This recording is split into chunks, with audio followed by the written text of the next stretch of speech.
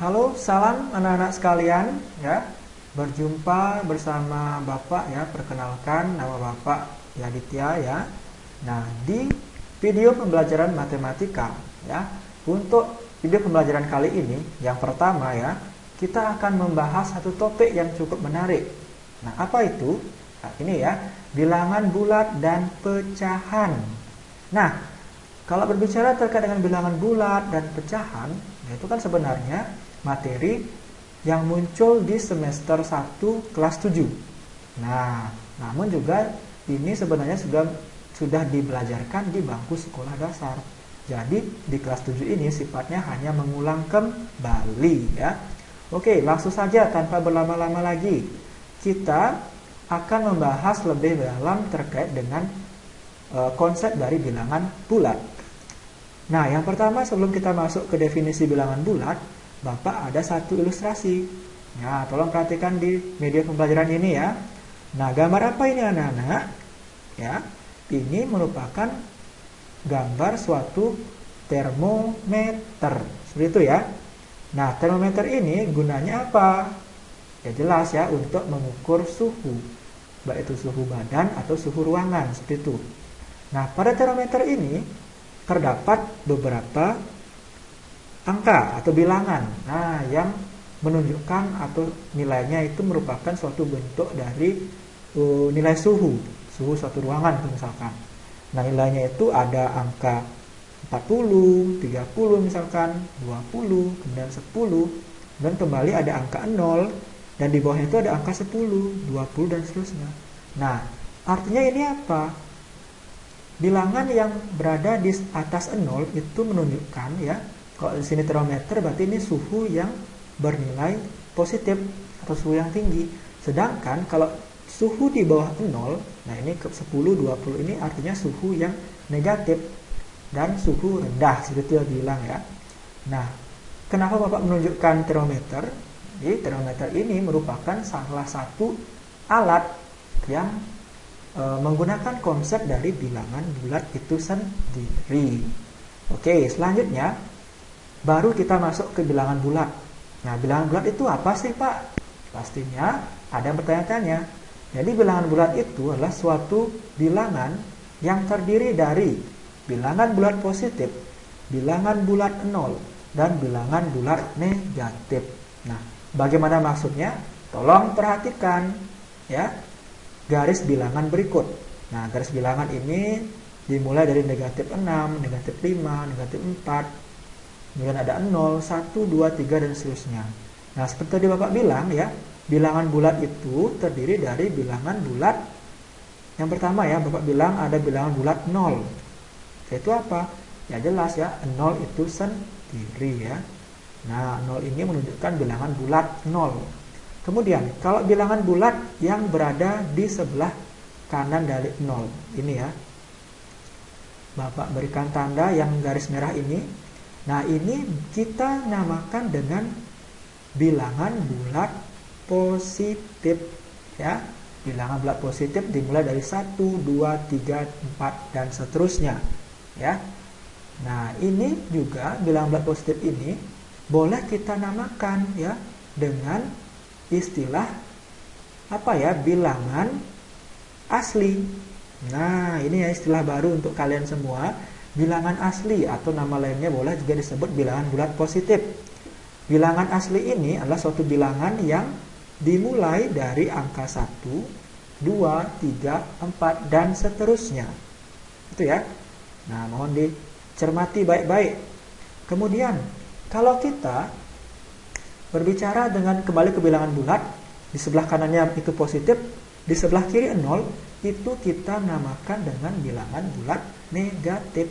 Nah, bilangan bulat negatif ya, dari negatif 1, negatif 2, negatif 3, negatif 4, dan seterusnya. Itu semakin ke kiri ya, bergerak ke kiri. Nah, selanjutnya, kalau kita masukkan angka 0 ya, nah, kita ambil dari bilangan bulat, bilangan asli itu kan dimulai dari 1, 2, 3 dan seterusnya ya. Tapi kalau misalkan kita ikut sertakan 0, nah itu kita akan menemukan ya. Jadi kalau kita bergerak dari 0 kemudian ke kanan ya, terus 1, 2, 3, dan seterusnya. Itu kita akan memperoleh yang namanya bilangan cacah. Itu ya anak-anak ya. Bilangan cacah itu apa? Ya jelas ya, bilangan yang dimulai dari angka 0, 1, 2, 3, dan seterusnya. Nah, itu yang penting ya. Ada bilangan asli, bilangan cacah. Kemudian, kalau misalkan kita berbicara bilangan juga, ada lagi istilahnya ya, yaitu bilangan prima. Nah, ini Bapak munculkan karena di materi bab 1 itu ya, sebenarnya banyak sekali konsep bilangan yang dipakai. Salah satunya adalah yang penting adalah bilangan prima. Jadi bilangan prima itu adalah bilangan yang habis dibagi oleh angka 1 dan dirinya sendiri. Itu ya. Nah, maksudnya apa? Jadi kalau bilangan prima itu boleh kita tuliskan anggotanya itu ya adalah ada 2, 3, 5, 7, 11, dan seterusnya. Nah, mungkin ada yang masih bingung, kenapa sih 2 itu bilangan prima? Dan maksud dari definisi ini seperti apa, Pak? Oke, kita jabarkan dulu ya. Misalkan kita ambil 2. Nah, kira-kira bilangan berapa saja yang bisa dikalikan menghasilkan 2? Ayo, berapa? Pastinya adalah jelas ya 1 dan dikali 2. Adakah bilangan lain lagi? Jelas tidak ada ya. Ya, ini berarti kalau faktor 2 itu adalah 1 dan dirinya sendiri, yaitu 2. Dan 1 itu adalah bilangan satunya ya, dan 2 adalah dirinya sendiri itu. Selanjutnya, setelah 2 pastilah ada misalkan 3, benar ya, 3 kali 1. Kemudian, Pak, kenapa di sini angka 4 tidak dimunculkan? Nah, kenapa 4 tidak muncul? Coba kita jabarkan dulu ya. Kira-kira 4 itu apakah bisa dibagi oleh 1 dan dirinya sendiri saja ya? Coba ya kita buktikan. 4 itu kan sama dengan 1 dikalikan dengan 4. Benar ya? 1 dan dirinya sendiri. Namun kalau kita jabarkan kembali, 4 ini kan bisa dibagi dikalikan apa ya? 2 dikali 2 kan? Nah, ini kan berarti faktor dari 4 itu adalah 1 ya. 1, 2, dan 4. Jadi konsep bilangan prima sudah tidak memenuhi karena ada 2 ini ya, bilangan 2 yang membuat definisi bilangan prima itu tidak terpenuhi, sehingga 4 itu bukan bilangan prima. Jelas sampai sana anak-anak? Konsep bilangan dulu ya. Oke, selanjutnya ya, berbicara terkait dengan bilangan bulat, tentunya kita akan belajar juga terkait dengan bagaimana anak-anak nanti membandingkan 2 atau lebih bilangan bulat. Seperti itu ya. Nah, kalau kita membandingkan 2 atau lebih bilangan bulat, pastilah kita akan bertemu dengan tanda ini nih. Nah, ini tolong dibaca baik-baik. Tanda lebih dari dan tanda kurang dari. Nah, di SD Bapak yakin sudah pernah dibelajarkan ya.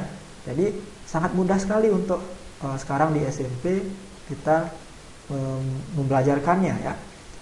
Oke, yang pertama dulu ada 2 konsep sebenarnya ya untuk menyatakan tanda lebih dari dan kurang dari itu. Konsepnya sangat mudah ya. Misalkan saja kita punya 2 buah bilangan. Bilangan itu adalah kita ambil sebagai A dan B ya. Ada A dan B. Yang mana A itu terletak di sebelah kiri dari B. Maksudnya seperti apa? Misalkan ya, kita ambil ini sebuah garis bilangan ya. Ini misalkan A, kemudian di sebelah kiri A, di sebelah kanannya adalah B ya. Ingat, acuannya adalah si A, bukan si B ya. Supaya nanti tidak bingung. Karena A berada di sebelah kiri B, maka boleh kita katakan ya, kalau ya A itu pastilah nilainya kurang dari B ya. Ini tolong dipegang baik-baik ya anak-anak ya. A kurang dari B. Nah, karena A kurang dari B, bolehlah kita nyatakan ya dengan notasi. Notasi apa? Notasi A kurang dari B. Itu ya. Nah, ini kalau misalkan A sebelah kiri B. Tapi kalau misalkan konsep yang kedua, A itu berada di sebelah kanan B. Berarti kalau bisa kita gambarkan pada garis bilangan ya.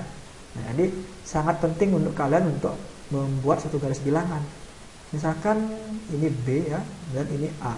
Ditukar posisi saja. Karena A di sebelah kanan B ya, maka boleh kita nyatakan dengan konsep bahwa nilai A itu pastilah lebih dari B. Nah, ini ya, A lebih dari B. Atau boleh dinotasikan dengan simbol A lebih dari B. Itu ya. Atau kalau misalkan kalian bingung menghafalkannya, ini beri garis saja ya. Nah, ini kalau misalkan seperti huruf K ya, K itu artinya kecil atau kurang dari. Sedangkan kalau di sini kan seperti huruf B ya, besar atau lebih dari. Sama saja, tidak perlu bingung untuk menghafalkannya. Oke, jelas anak-anak ya. Tolong pegang dua konsep ini. Oke. Selanjutnya di sini berarti kita boleh menyimpulkan ya, kalau misalkan kita punya dua bilangan atau lebih yang letaknya atau posisinya pada garis bilangan itu semakin ke kiri, maka dia nilainya akan semakin kecil. Contohnya, ini contohnya. A itu kan berada di sebelah kiri B.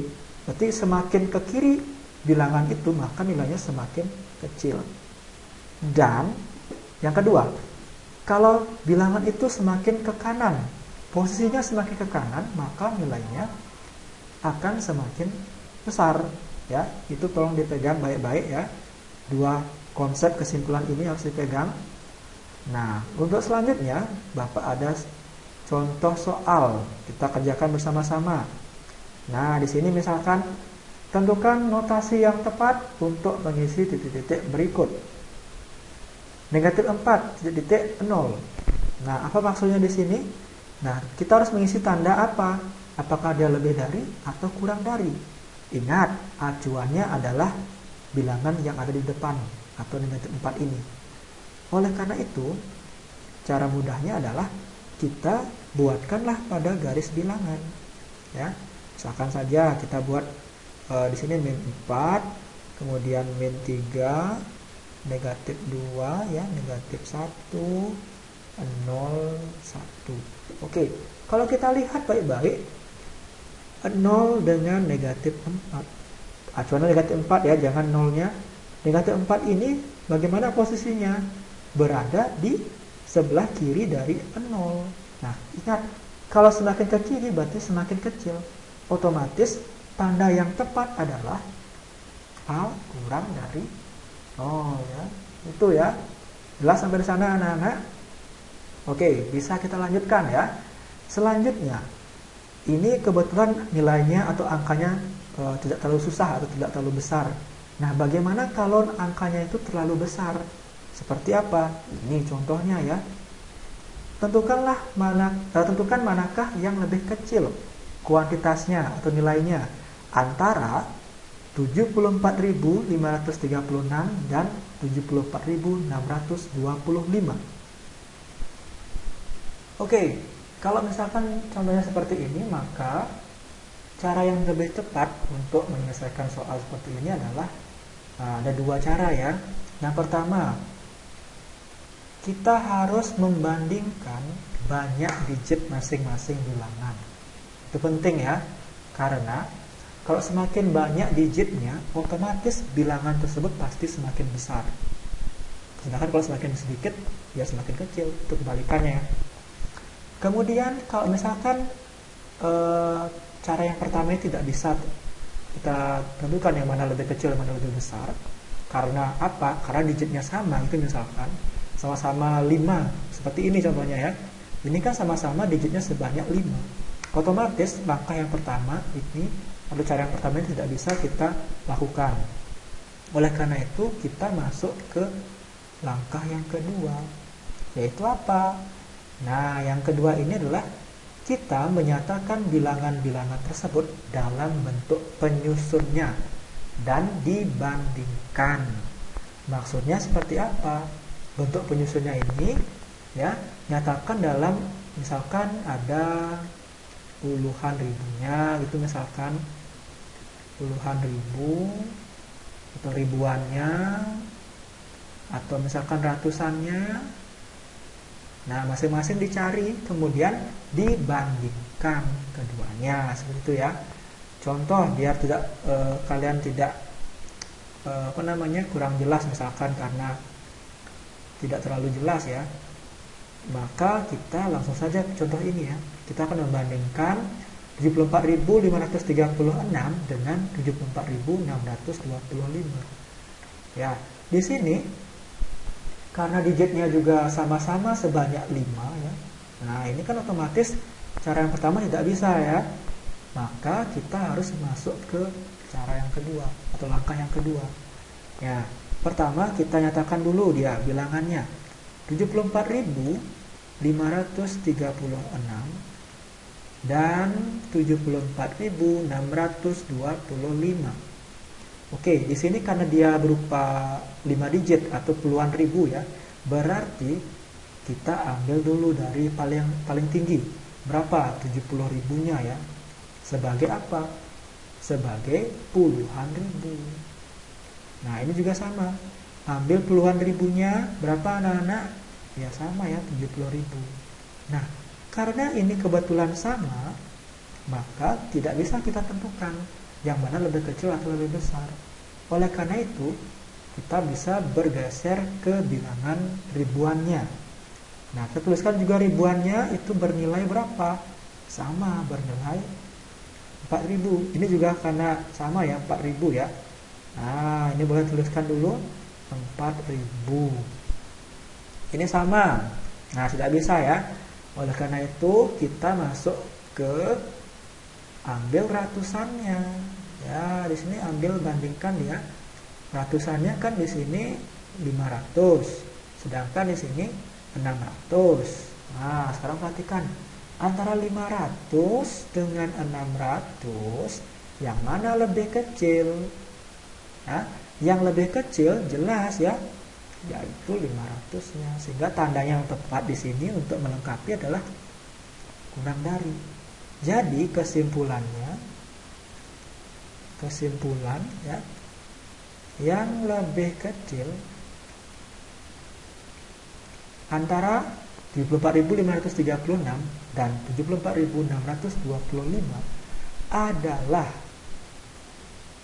berapa anak-anak? Ini ya salah satu mewakilkan, yaitu 74.536. Ya, sampai di sana dulu anak-anak. Jelas? Ya. Langkah pertama dan langkah kedua itu saling melengkapi ya. Kalau misalkan langkah pertama tidak bisa, maka lanjut ke langkah kedua. Ya, jelas ya.